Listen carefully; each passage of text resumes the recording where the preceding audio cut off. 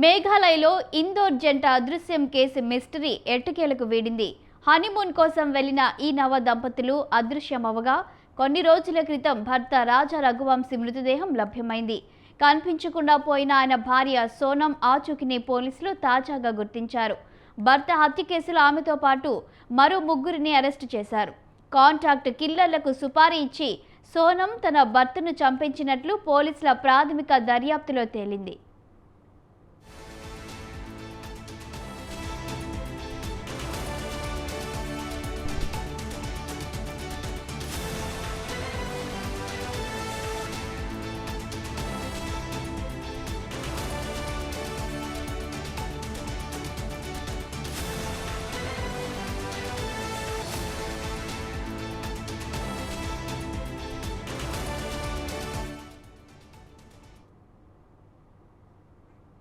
రాజా రఘువంశీ కుటుంబం మధ్యప్రదేశ్లోని ఇందౌర్లో ట్రాన్స్పోర్ట్ వ్యాపారం చేస్తుంది.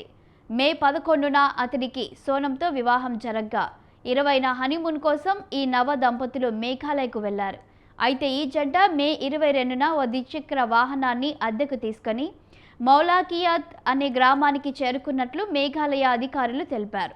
ద్విచక్ర వాహనాన్ని అక్కడ పార్క్ చేసి అక్కడే ఉన్న ప్రసిద్ధిగాంచిన లివింగ్ రూట్ వంతెనను చూసేందుకు వెళ్లారని తెలిపారు. ఆ తర్వాత నుంచి వీరి ఆచూకీ తెలియరాలేదు.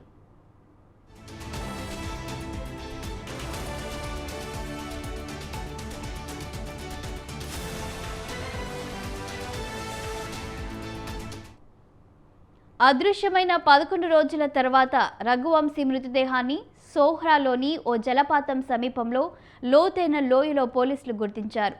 ఆయన శరీరంపై కత్తి గాయాలు ఉండడంతో పోలీసులు హత్యగా అనుమానించారు. భార్య ఆచూకీ కోసం ముమ్మర గాలింపు చేపట్టారు.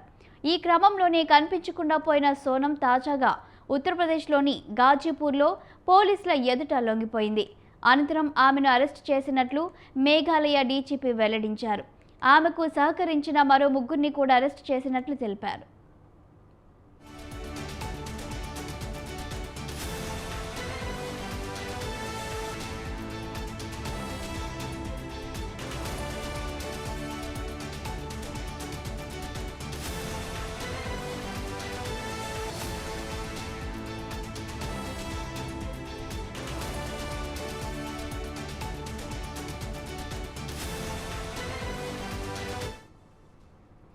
రఘువంశీని చంపేందుకు ఆయన భార్య సోనం తమకు సుపారీ ఇచ్చినట్లు నిందితులు విచారణలో వెల్లడించారు.